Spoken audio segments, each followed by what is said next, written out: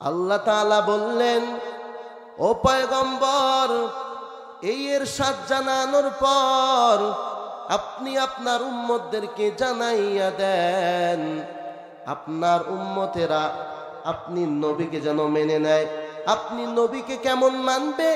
আপনি নবী আমি আল্লাহর পক্ষ থেকে খাতামুন নবীন রাহমাতুল লিল আলামিন করে যেন মেনে নেয়।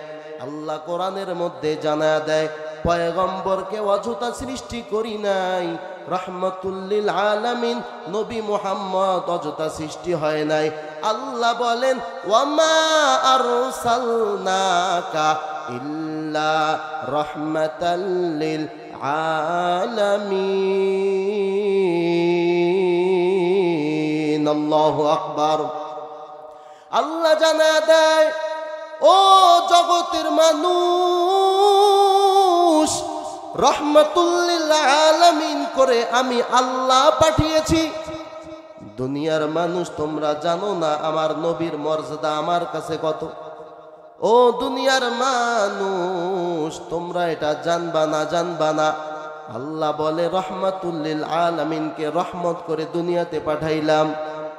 তবে আফসোসের বিষয়, মুমিন মুত্তাকিরা রহমতের নবীকে ভালো করে চিনতে পারে নাই।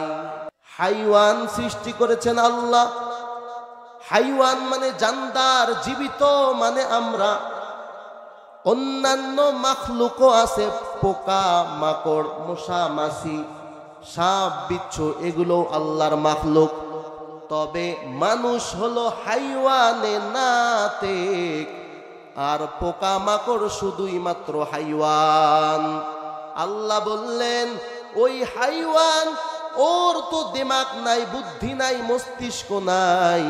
জঙ্গলের বড় বড় প্রাণী, ছোট্ট ছোট্ট মশা মাছি যদি নবীকে চিনতে পারে, তোমাদেরকে জ্ঞান দিলাম, আকল দিলাম, বুদ্ধি দিলাম, বিবেচনা দিলাম, তারপরেও কেন তোমরা রাহমাতুল লিল আলামিনকে চিনো নাই? তাহলে ছোট্ট ছোট্ট মশা মায়ার নবীর গায়ে চড়তো, চিন্তা করতো নবীর গায়ে একটা চুমা দিব। চুমা কি দিবে? কামড় মারার জন্য না, নবীর গায়ে একটু চুম্বন করবে। মশার চিন্তা, হাসরের মাঠে আল্লাহ তো বলবেন, কুনতু তুরাবা, আল্লাহর পক্ষ থেকে ঘোষণা হবে সমস্ত কিছু মাটি হয়ে যাও।